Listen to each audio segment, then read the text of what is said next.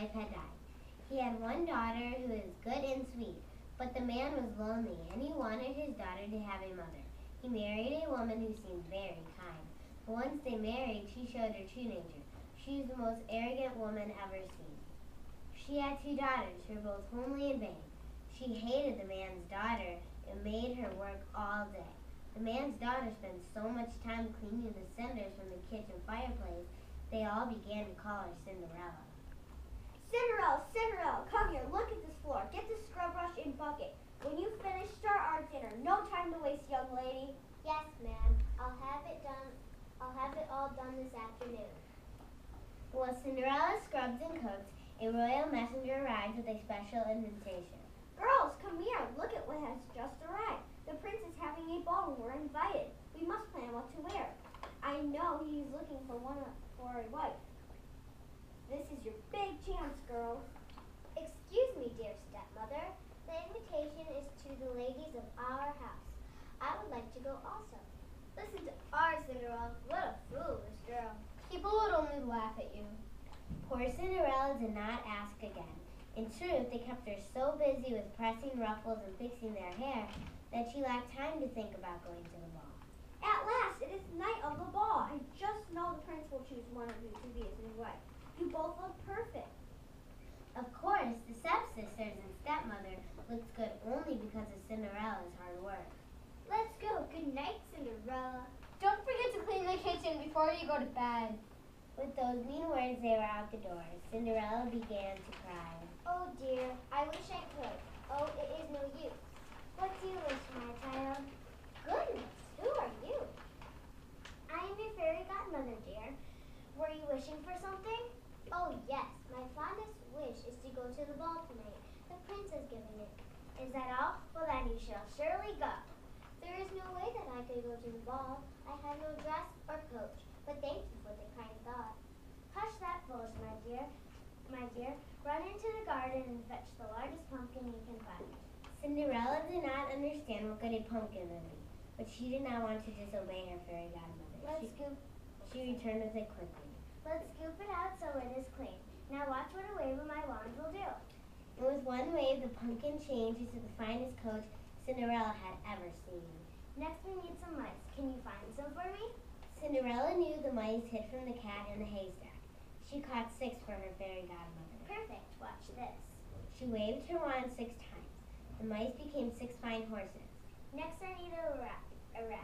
Try your mousetrap, dear one. Inside the mousetrap was one large rat. Cinderella brought the trap to her fairy godmother. Next, wonderful. See what fine coachman they'll make. In a blink of an eye, the rat became a handsome coachman. One last task, Cinderella. Go into the garden and find 6 large lizards. Cinderella had no idea what 6 large lizards would be, but they were easy to catch. She brought them back to the others. Well done. Now we have our footmen. With more waves of her wand, she turned the lizards into 6 footmen. See, Cinderella, now you are ready to go to the ball. But don't you see? I can't go in these rags. What rags? The magic wand shimmered in the air. Cinderella's rags became the most beautiful dress of gold, silver, and jewels. On her feet were delicate glass slippers. How can I ever thank you? I have only one request, dear girl. Be sure you are home before midnight. That is when the magic ends. Of course, I promise. And thank you again. Cinderella's arrival at the ball caused great excitement. She was the most beautiful young woman there. The prince danced with her many times. The king and queen admired her beauty and grace. Cinderella even chatted with her stepsisters who didn't recognize her. Soon the clock began to strike 12. Remembering her promise, Cinderella ran out of the palace. The prince ran after Cinderella, but he couldn't catch her. In her haste, one glass slipper fell off her foot. The prince found it on the steps and kept it. Cinderella reached home out of breath but happy. Her fine clothes were gone except for the other glass slipper. She hid it in her pocket. Soon her family arrived home. How was the ball? It was wonderful. Yes, dear Cinderella. If only you could have seen. Did the prince choose to marry one of you? The prince was too entranced with some stranger. No one knew who she was. She was lovely, but left abruptly. I'm sure she will remember how desirable my daughters are. It's too soon to tell. The next day, the prince proclaimed he would marry the mysterious young woman who had come to the ball.